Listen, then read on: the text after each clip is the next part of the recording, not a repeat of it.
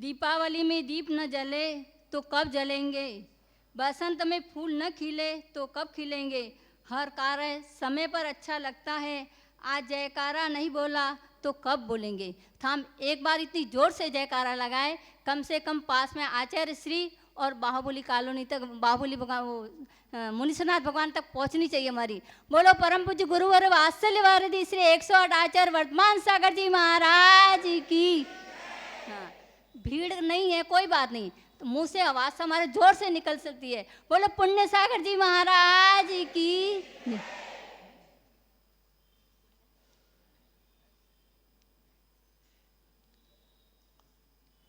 आज हमारा शुभ पुण्यदेह है परम पूज्य पंचम पट्टाधीश आचार्य वर्धमान सागर जी महाराज जी का 35वां आचार्य पधारोहण महोत्सव मनाने का हमें सौभाग्य प्राप्त हुआ है। कहा है कि गुरु के दर्शन के लिए कई जन्मों का पुण्य चाहिए, पुण्य होता है तो हम यहाँ बैठे, नहीं पुण्य तो घर से निकलते थी वापस बैठ जाते घर में जाके। तो कई जन्मों का पुण्य है जो हमके गुरु के इतना बड़ा आचार्य पधारोहण मनाने का सौभाग्य हमें प्राप्त हुआ है। कहा है कि गुरु के गुणों को शब्दों में बांधना और उनकी ऊंचाइयों को नापना हमारे शक्ति की बाहर है। गुरु के गुणों को हम नहीं गा सकते। पंच परमेष्ठी की गुणगान करने के लिए प्रत्येक तिथि और प्रत्येक तारीख भी हमारे लिए कम पड़ती है, और आचार्य श्री के बारे में जितना बोला जाए उतना हमारे लिए शब्द कम है। कहा है कि साधक तो बड़ा है और भाषा कम है और साधना बड़ी है। और कहा है कि जिन्होंने जैन कुल में जन्म लिया और उनके कुछ याद नहीं रहे, जिसने जैन कुल में जन्म ले लिया है उसको कुछ भी याद नहीं रहे कोई बात नहीं, लेकिन पर मंत्रों में महामंत्र और संतों में आचार्य श्री वर्धमान सागर जी का नाम स्मरण रहना चाहिए। और कहा है आचार्य श्री वर्धमान सागर जी के चरणों का जो गंधोदक लगा लेता है उसके बैठे बैठे यहाँ गंगा का स्नान हो जाया करता है और सातों नदियों का स्नान हो जाया करता है। आचार्य श्री वर्धमान सागर जी के जो चरण बंदन कर लेता है, उसकी परिक्रमा लगा लेता है, वहीं बैठे बैठे चारों धाम की यात्रा हो जाया करती है। आचार्य श्री इतने महान हैं, वो शब्दों में तो कम बोलते हैं लेकिन उनकी साधना और तपस्या से ज़्यादा बोलते हैं। आचार्य श्री की हमेशा भावना बहुत बड़ी रहती है, जो बड़े होते हैं उनकी भावना बड़ी रहती है। उन्होंने कितने गुण हैं। पंचम पट्टाधीश बोलते हैं हम आचार्य श्री को कि आचार्य शांति सागर जी जैसी महाराज की निर्भयता है, और आचार्य श्री वीर सागर जी जैसी निर्मलता, और आचार्य श्री शिव सागर जी जैसा अनुशासन, और धन सागर जी जैसी निष्फलता, और आचार्य अजीत सागर जी जैसी चिंतन शक्ति। ये इतने गुण आचार्य की श्री वर्धमान सागर जी में समाहित है ये गुण। और आचार्य श्री ने कितना भ्रमण किया है वो आप देखो, कितनी बड़ी बड़ी यात्रा की है उन्होंने। आचार्य श्री ने सनावद में जन्म लेकर मध्य प्रदेश को जन्म धन्य कर दिया। अतिशय क्षेत्र में महावीर जी में दीक्षा लेकर राजस्थान को धन्य कर दिया, और पारसोला में आचार्य पद की दीक्षा लेकर बागड़ प्रांत को धन्य कर दिया, और तारंग में चतुर्मास करके गुजरात को धन्य कर दिया, और स्वरणगोला में अभिषेक करवाकर कर्नाटक को धन्य कर दिया, और सिद्ध क्षेत्र सम्य शिखर जी में चतुर्मास कराकर झारखंड को धन्य कर दिया, और सिद्धांत तीर्थंकर तपस्या करके उत्तर प्रांत को भी धन्य कर दिया, और क्षेत्र कुंभज बाहुबली पर चतुर्मास करके महाराष्ट्र को धन्य कर दिया, और उदयपुर में चतुर्मास करके झीलों की नगरी को भी धन्य कर दिया। ऐसे आचार्य श्री वर्धमान सागर जी महाराज ने अनेक नगरों में चतुर्मास करके सभी नगरों को धन्य कर दिया। आचार्य श्री के लिए कहा है जितने गुण गाए उतने कम हैं। तो मैं एक संस्मरण सुनाऊंगी आचार्य श्री का।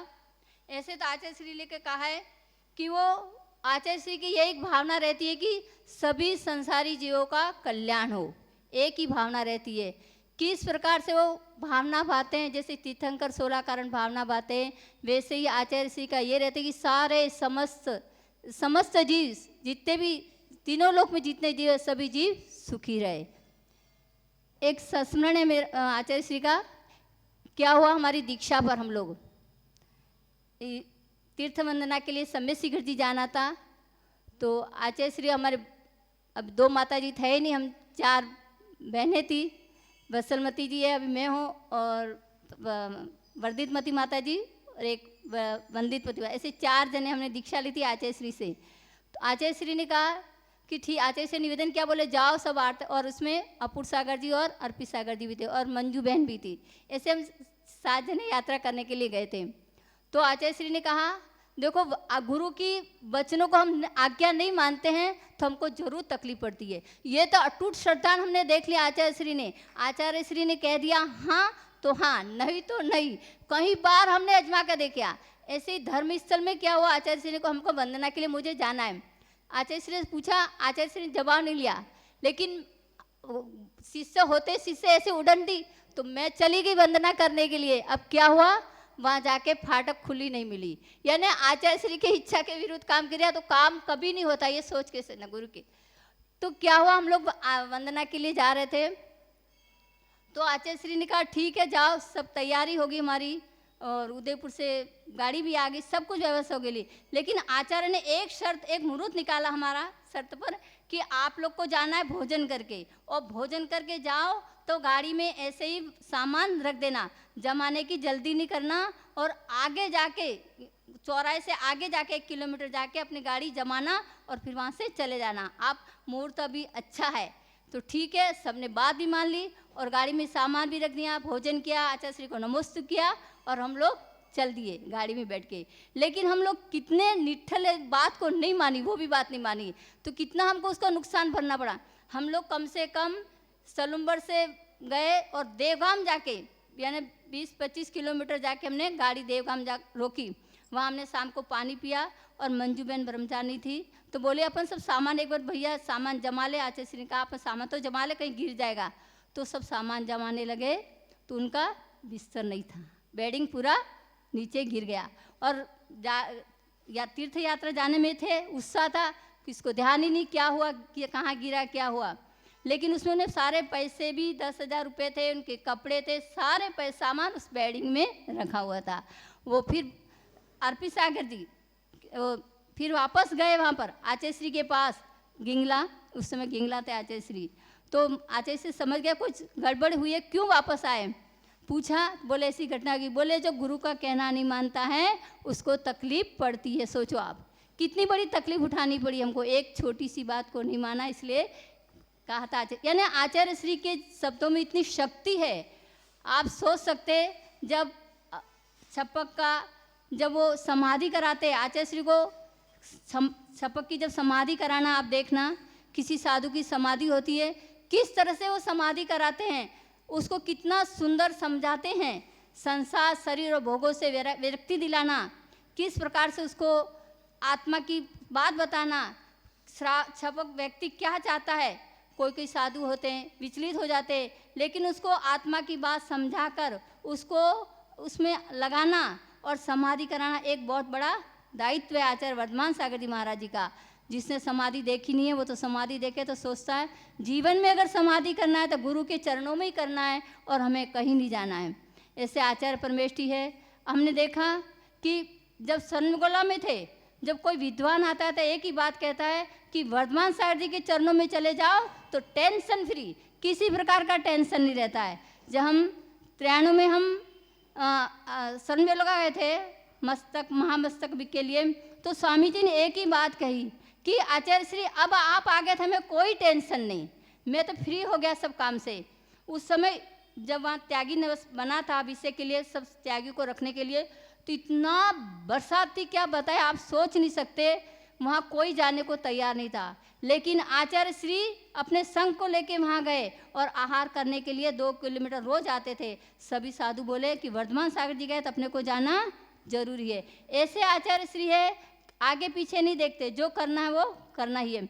और उन्होंने कितनी शक्ति आचार्य श्री में, जब महाअष्टक हुआ तो 300 साधु के बीच में उन्होंने कितना बड़ा दायित्व निभाया। 300 साधु को निभाना कोई बड़ी बात नहीं है। आज एक घर में 4 बच्चे होते, 2 बच्चे होते, उसको संभालना भारी पड़ता है, लेकिन 300 साधु के बीच में जो 3 महामस्तक अभिषेक कराए, वो बहुत बड़ी सराहना है गुरु के लिए, आचार्य श्री के लिए हमारे। अभी आचार्य श्री को चौथा नारियल चढ़ चुका है, तो कहने की बात है आचार्य श्री के गुण को हम साल भर भी गाए, 10 साल भी गाए, जीवन भी गाए, गुरु हमारे लिए तो कमी होती है। तो मैं इस समय